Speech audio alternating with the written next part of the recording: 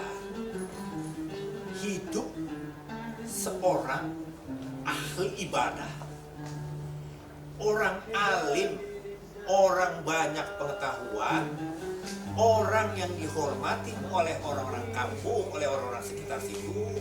Jadi saking dihormatinya itu, orang-orang kalau dulu istilahnya kalau mau ngawinin, maka dia datang ke rumah dia.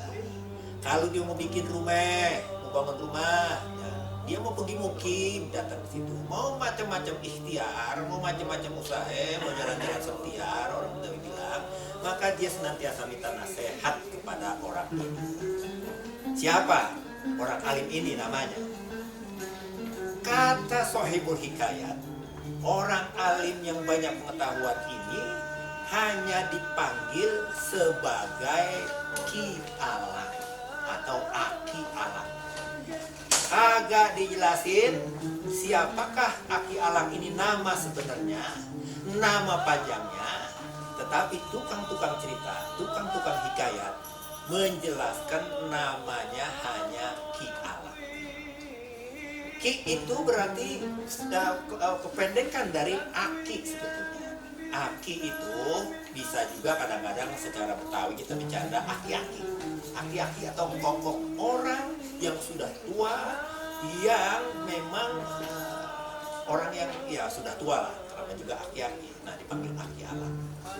Nah, kelihayan, kealiman, kerendah hatian, kebaik hatian dari Ki Alang ini diketahui oleh Keraton Jayakarta saat itu. Maka karena keahlian seperti itu, keraton gelisah. Karena ternyata banyak orang-orang kampung, banyak orang-orang anak-anak yang mau ngawinin, orang-orang yang mau ini, mau itu senantiasa pergi kepada Ki Alang untuk dapat nasihat. Untuk dapat misalnya kalau dulu kita mau ngawinin gitu ya, saudara-saudara. Kalau kita mau ngawinin itu biasanya kita datang ke tempat orang pinter, dan saat itu terjadi seperti itu. Dan Ki Alang ini, kata cerita, kata hikayat, dia memang jago ilmu falak kalau cara sekarang ya.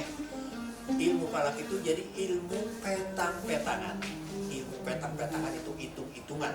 Jadi kalau nama saya Yahya, kemudian saya ada menuju kepada seseorang anak perawan, anaknya Haji Ahmad, misalnya anak Haji Ahmad ini namanya si Rosida, maka dihitunglah nama saya Yahya itu berapa jumlah nilainya, kemudian si Rosida berapa jumlah nilainya, maka dicampurin, dicampur itu dibagi 2, dibagi 4, dibagi 5 sampai dia akhirnya sampai jatuh pada nilai nggak bisa dibagi kepada dirinya. Apa tuh nilai itu, angka berapa yang nggak bisa dibagi pada dirinya? Maka nilai yang nggak bisa dibagi pada dirinya itulah dianggap nilai yang paling, angka yang paling cakep, yang kira-kira itu cocoknya hari apa ya? Hari Senin kah, hari Selasa kah, menjelang lohor kah, habis lohor kah, atau saat-saat tertentu. Jadi hitungan-hitungan itu yang memberikan sebetulnya ngasih tahu kepada kita bahwa wahai Yahya, kamu mau kawin kepada si Rosida, maka ini bayangan kamu pada masa datang itu. Di rumah kamu akan seperti ini. Jadi jangan ada nilai sepertinya nilai itu nilai yang artinya kematian. Itu bahlak betul. Jadi bahlak itu apa? Kalau nilai yang artinya nilai yang artinya mulia itu yang dianjurkan buru-buru ente melaksanakan akad nikah dikira. Nah, pengetahuan Aki Alang ini dan penghormatan orang-orang kepada Ki Alang ini yang membuat keraton saat itu Ahmad Jakarta merasa tersaingi.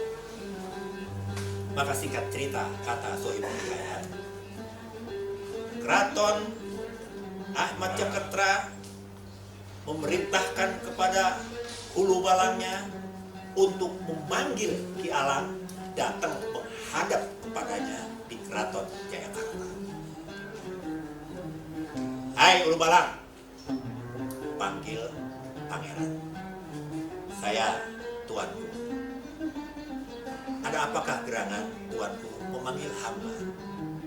Aku kepengen kamu pergi ke rumahnya Ki Alang, panggil Ki Alang bahwa katakan kepada dia bahwa saya pangeran yang berkuasa di Jayakarta, panggil dia untuk menghadap kepada saya di keraton.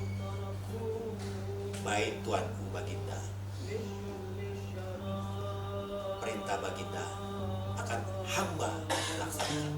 Ya, cepat kamu pergi. Akhirnya pergilah.